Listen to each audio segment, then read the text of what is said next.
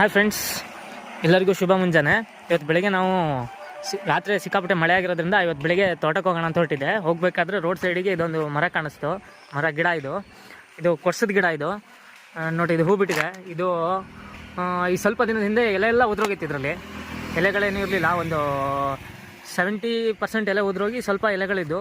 ಈಗ ಮಳೆ ಬಂದಿರೋದ್ರಿಂದ ಚಿಗುರಿ ಹೂ ಬಿಟ್ಟಿದೆ. ನೋಡಿ, ಹೂ ತುಂಬ ಚೆನ್ನಾಗಿ ಹೂ ಬಿಟ್ಟಿದೆ. ಇದು ನೋಡ್ಬೋದು. ಇದು ರೋಡ್ ಸೈಡಿಗೆ ಇರೋದ್ರಿಂದ ಎಲ್ಲರಿಗೂ ತುಂಬ ಚೆನ್ನಾಗಿ ಕಾಣುತ್ತೆ. ಆಗಲೇ ಒಬ್ಬರು ಕಾರ್ನವರು ಸಮೇತ ನಿಲ್ಲಿಸಿದ್ನ ನೋಡ್ತಾ ಇದ್ರು.